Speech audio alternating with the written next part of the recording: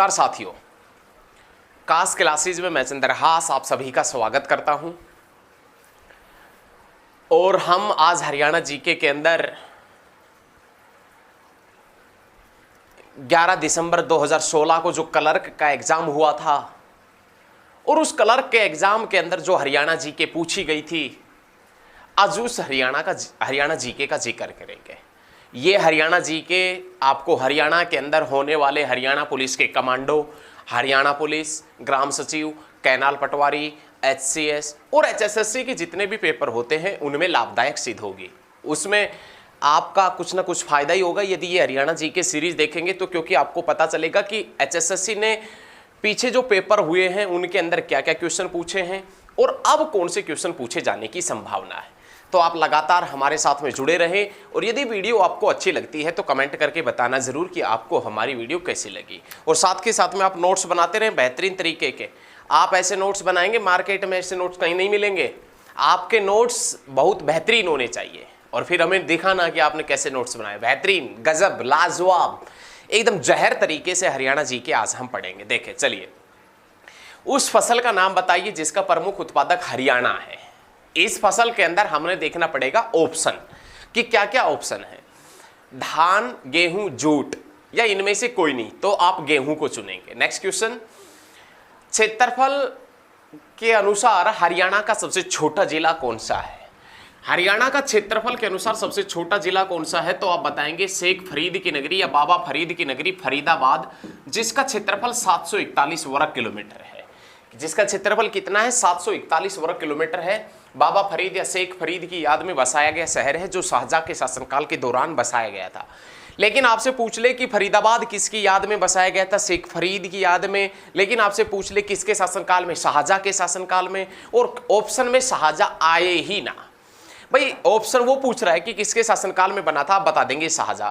लेकिन वो शाहजहां ऑप्शन में ना दे तो आप बता देना जहांगीर के शासनकाल के दौरान ये बना था। ये चीज भी याद रखें, जहांगीर या शाहजहां, ये ध्यान रखना दोनों आपने। पानीपत की पहली लड़ाई में बाबर के विरुद्ध कौन लड़ा था, ये क्वेश्चन आपको आता है। पानीपत की पहली लड़ाई 1526 में हुई थी और एक तरफ बाबर हुआ करता था और दूसरा कौन हुआ करता था, इब्राहिम लोदी हुआ करता था। पानीपत की पहली लड़ाई जो 1526 में हुई थी, बाबर और किसके मध्य हुई थी, इब्राहिम लोदी के मध्य। इस चीज का जिक्र हम पहले भी कर चुके हैं साथियों कि दिल्ली सल्तनत का अंतिम वंश लोदी वंश था और दिल्ली सल्तनत जिसका प्रथम वंश गुलाम वंश हुआ करता था। दिल्ली सल्तनत की शुरुआत 1206 में हुई थी और दिल्ली सल्तनत का खात्मा 1226 में हुआ था। दिल्ली सल्तनत 1526 में हुआ था। कब हुआ था, 1526 में हुआ था दिल्ली सल्तनत का खात्मा। दिल्ली सल्तनत में 5 राजवंशों ने शासन किया है, जिसमें प्रथम वंश गुलाम वंश था और अंतिम वंश लोदी वंश हुआ करता था। लोदी वंश का अंतिम शासक जिसका नाम था इब्राहिम लोदी। इब्राहिम लोदी पानीपत की पहली लड़ाई में बाबर के हाथों हार जाते हैं, बाबर के हाथों मारे जाते हैं। जब ये पानीपत की पहली लड़ाई में बाबर के हाथों पानीपत में मारे गए तो इनकी याद में इब्राहिम लोदी का मकबरा पानीपत में बनाया गया।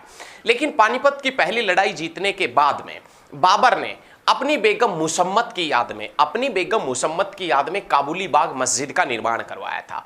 काबुली बाग मस्जिद का निर्माण करवाया पानीपत की पहली लड़ाई के बाद में बाबर ने, किसकी याद में, अपनी बेगम मुसम्मत की याद में। एग्जाम में बहुत बार रिपीट होने वाली मस्जिद है काबुली बाग मस्जिद। एग्जाम में पूछा जाता है एक मस्जिद और जिसमें नाम आता है लाल मस्जिद। लाल मस्जिद रोहतक में भी है और लाल मस्जिद रेवाड़ी के अंदर है। लेकिन क्वेश्चन ये पूछा जाता है कि रेवाड़ी की लाल मस्जिद किसके शासनकाल के दौरान बनी थी। तो रेवाड़ी की जो लाल मस्जिद है वो रेवाड़ी की लाल मस्जिद 1570 में अकबर के शासनकाल के दौरान बनी थी। लेकिन भिवानी के अंदर रोहतक के अंदर जो लाल मस्जिद बताई जाती है वो भिवानी स्टैंड के ऊपर बताई जाती है। तो सभी साथियों ने ये सभी पॉइंट क्लियर रखने हैं। बाबर ने मुगल वंश की नींव कौन से वंश के बाद में डाली थी, तो आप बताएंगे लोदी वंश के बाद में। और कब डाली थी, 1526 में। मुगल वंश चला था 1526 से लेकर 1857 तक। 1857 की क्रांति में अंतिम मुगल बादशाह बहादुर शाह जफर था। बहादुर शाह जफर ना होकर कई बार ऑप्शन में बहादुर शाह द्वितीय भी दे देता है, तो आप चिंतन मत करना। चिंतन करने की बहुत ज्यादा चीजें, इन चीजों के ऊपर चिंतन मत करना आप, ठीक है। कभी ज्यादा चिंतन करें और माइंड खराब हो जाए एग्जाम से पहले, नहीं। लेकिन ये ध्यान रखना कि यदि आप मेहनत करेंगे ना अब की बार तो सफलता आपके कदम चूमेगी। मेहनत करेंगे तो सफलता आपके कदम चूमेगी, वरना समय ऐसा चल रहा है कि यदि प्राइवेट जॉब में लगेंगे ना तो भी पता नहीं किस किस के कदम चूमने पड़ जाएंगे, तब प्राइवेट जॉब नहीं मिलती। कंपनियों में जो आपके साथी, पड़ोसी, मित्र, दोस्त जो जा रहे हैं उनसे पूछ लेना कि कैसे जॉब मिल रही है। अरे जो ठेकेदार होता है ना, ठेकेदार जो आपको 10,000 रुपए देगा वो जॉब नहीं दे रहा। जो ठेकेदार होता है जो 10,000 रुपए देता आपको और 8-10 घंटे आपसे काम करवाएगा, वो जॉब नहीं देगा। आप वक्त रहते आप सुधर जाइए, वरना वक्त सुधार देगा। वक्त रहते आप सुधर जाइए, वरना वक्त सुधार देगा अच्छे तरीके से।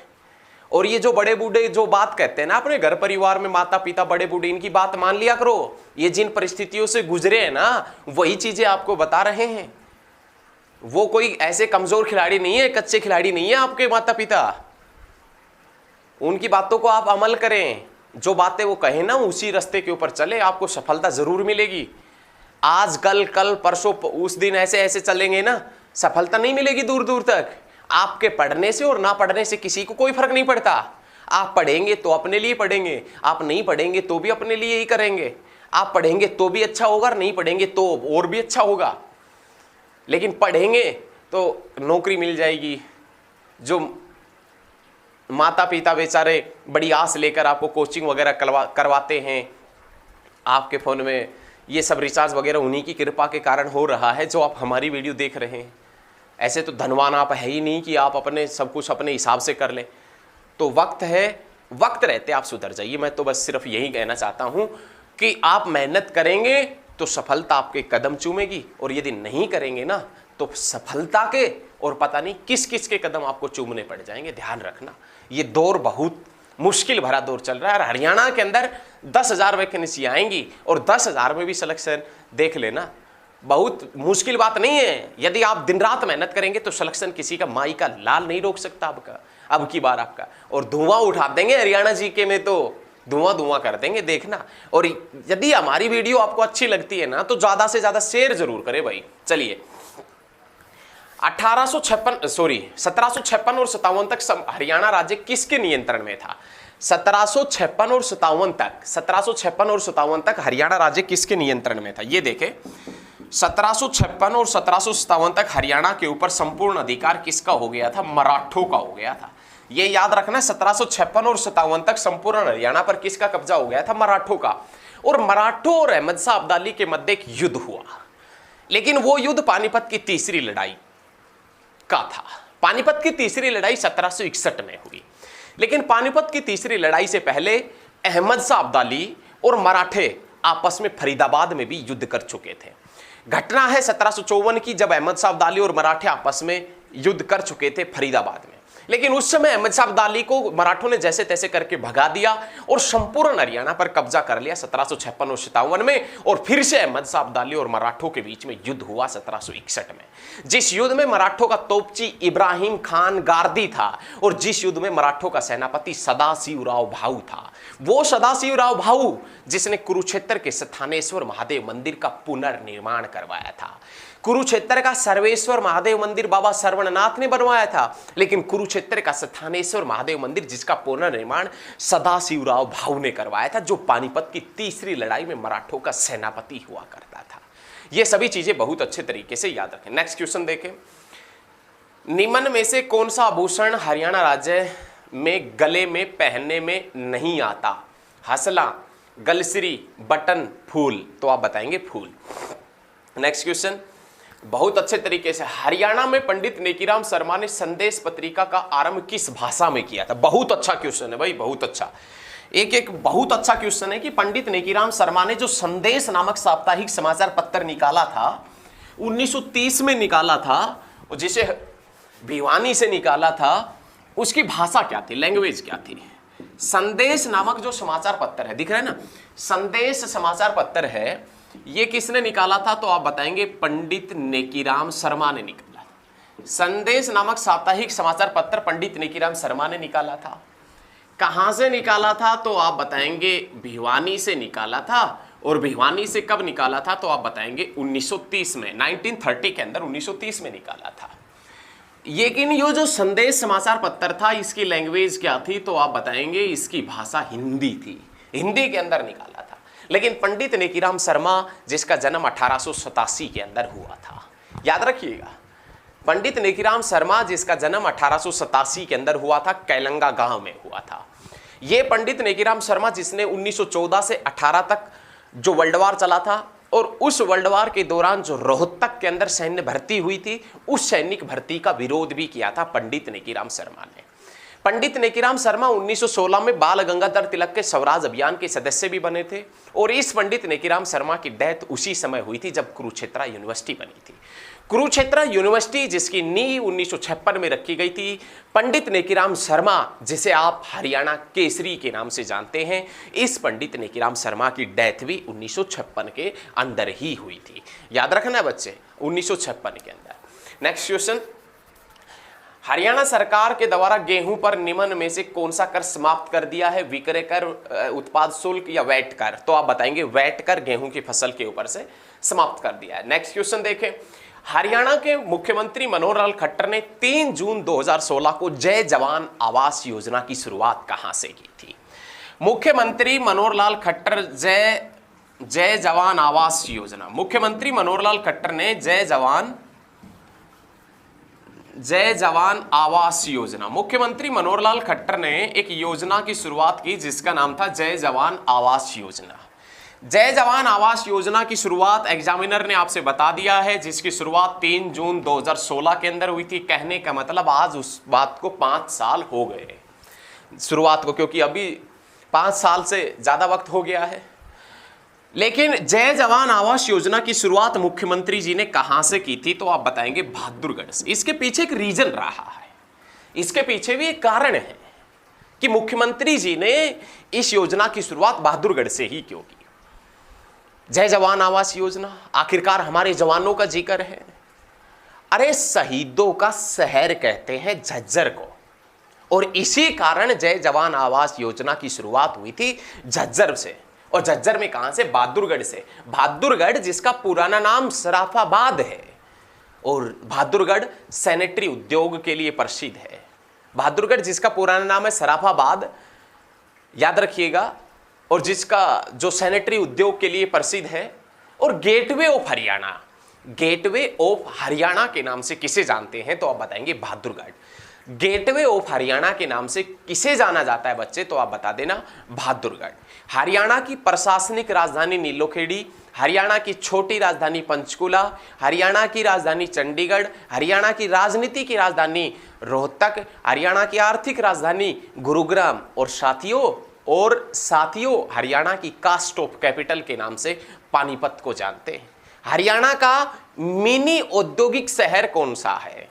हरियाणा का मिनी औद्योगिक कस्बा कौन सा है? तो आप बताएंगे पानीपत को। और औद्योगिक नगरी के नाम से किसे जानते हैं? फरीदाबाद। और फरीदाबाद ऑप्शन में ना आए तो आप किसे चुनेंगे? गुरुग्राम को चुनेंगे। नेक्स्ट क्वेश्चन देखे भाई, बहुत अच्छे तरीके से। हरियाणा प्रदेश में कौन सा वर्ष सबसे ठंडा माह होता है जब तापमान हिमांक तक पहुंच जाता है? यह पूछ रहा है एग्जामिनर कि हरियाणा का सबसे ठंडा महीना कौन सा होता है जब तापमान हिमांक तक पहुंच जाता है। कहने का मतलब जब बर्फ जमना स्टार्ट हो जाती है। तो हरियाणा का सबसे ठंडा महीना जनवरी है। लेकिन सर्दियों के अंदर, हरियाणा के अंदर सर्दियों में एवरेज टेम्परेचर कितना होता है? तो आप बताएंगे 12 डिग्री सेल्सियस। ये सर्दियों का एवरेज टेम्परेचर है। कौन से स्टेट का? हरियाणा का। बहुत अच्छे। हरियाणा वन विकास निगम की स्थापना कब हुई थी? हरियाणा वन विकास निगम की स्थापना कब हुई थी? क्या पूछ रहा है? हरियाणा वन विकास निगम, हरियाणा वन विकास निगम की स्थापना कब हुई थी? तो आप बताएंगे 1989 के अंदर हरियाणा वन विकास निगम की स्थापना हुई थी। कब हुई थी बच्चे? 1989 के अंदर। नेक्स्ट क्वेश्चन देखे भाई। नेक्स्ट क्वेश्चन, हरियाणा के किस जिले में फिरोज शाह की लाट है? हरियाणा के कौन से जिले के अंदर, हरियाणा के कौन से जिले में फिरोज शाह तुगलक की लाट है? फिरोज शाह की यदि लाट की बात करें तो हरियाणा के फतेहाबाद के अंदर। ये फतेहाबाद जिसे हरियाणा की पिंक सिटी के नाम से, गुलाबी नगरी के नाम से जाना जाता है। हरियाणा की गुलाबी नगरी के नाम से किसे जानते हैं? तो आप बताएंगे फतेहाबाद को जानते हैं। हरियाणा में महलों की नगरी के नाम से किसे जानते हैं? फतेहाबाद को जानते हैं। हरियाणा में सबसे पुराना महल किसका है? तो आप बताएंगे फिरोज शाह तुगलक का है। हरियाणा में सबसे पुराना महल कहां है? तो आप बताएंगे फतेहाबाद के अंदर है। और उसी फतेहाबाद की नींव फिरोज शाह तुगलक ने 1352 में रखी थी। और उसी फिरोज शाह तुगलक की लाट, फिरोज शाह तुगलक की लाट कहां है? तो आप बताएंगे फतेहाबाद के अंदर। फिरोज शाह तुगलक की यदि लाट का जिक्र करें कहां है, तो आप बताएंगे फतेहाबाद के अंदर फिरोज शाह तुगलक की लाट है। ये चीज भी आपने बहुत अच्छे तरीके से याद रखनी। नेक्स्ट क्वेश्चन देखे भाई, बहुत अच्छे। हरियाणा जननायक चौधरी देवीलाल अवार्ड किस क्षेत्र में दिया जाता है? जननायक चौधरी देवीलाल अवार्ड है वो किस क्षेत्र में दिया जाता है? तो आप बताएंगे कृषि के क्षेत्र में दिया जाता है। कृषि के क्षेत्र में जननायक चौधरी देवीलाल अवार्ड दिया जाता है, जिसमें राष्ट्रीय स्तर के ऊपर 1 लाख रुपए और राज्य स्तर के ऊपर 25,000 रुपए दिए जाते हैं। लेकिन विश्व में कृषि जगत का सर्वोच्च पुरस्कार कौन सा है? पूरे वर्ल्ड के अंदर कृषि जगत का सर्वोच्च पुरस्कार पूछे तो आप बताएंगे नॉर्मन बोरलॉग पुरस्कार। और नॉर्मन बोरलॉग पुरस्कार अमेरिका की सरकार देती है। नॉर्मन ई बोरलॉग जो है, जिसे विश्व में हरित क्रांति का जनक माना जाता है, विश्व में हरित क्रांति का जनक माना जाता है नॉर्मन ई बोरलॉग, जिसका जन्म 1914 के अंदर अमेरिका के अंदर हुआ था। और अमेरिका की सरकार ही नॉर्मन बोरलॉग पुरस्कार देती है, जो विश्व में कृषि के क्षेत्र में दिया जाने वाला सर्वोच्च पुरस्कार है। याद रखिएगा, बहुत अच्छे तरीके से याद रखना है भाई। निम्न में से किस स्थान पर होंडा मोटरसाइकिल का निर्माण होता है? ये हीरो नहीं पूछ रहा। हीरो यदि पूछ लेता आपसे कि हीरो मोटरसाइकिल का उत्पादन कहां होता है, तो आप बताते धारूहेड़ा रेवाड़ी के अंदर, धारूहेड़ा रेवाड़ी में। लेकिन ये पूछ रहा है कि होंडा मोटरसाइकिल का उत्पादन कहां होता है, तो आप बताएंगे मानेसर में। और मानेसर कहां है? गुरुग्राम में। और हरियाणा का 11वां नगर निगम बना है, कौन सा? तो आप बताएंगे मानेसर। याद रखें बहुत अच्छे तरीके से। सुप्रसिद्ध नाटक कोर्ट मार्शल, सुप्रसिद्ध नाटक कोर्ट मार्शल के लेखक कौन है? तो आप बताएंगे स्वदेश दीपक। सुप्रसिद्ध नाटक कोर्ट मार्शल के लेखक कौन है? तो आप बता देना स्वदेश दीपक है। याद रखें बहुत अच्छे तरीके से। तो ये एचएसएससी क्लर्क का एग्जाम था जो 11 दिसंबर 2016 के अंदर मॉर्निंग शिफ्ट में हुआ था। यदि हमारे द्वारा दी गई जानकारी आपको अच्छी लगी हो तो इस वीडियो को दूसरों तक साझा करें, वीडियो को शेयर करें। बहुत जल्द मिलेंगे, नेक्स्ट क्लास में मिलेंगे, नए जोश और उत्साह के साथ में मिलेंगे। धन्यवाद साथियों, आज के लिए इतना ही। जय हिंद, जय हरियाणा।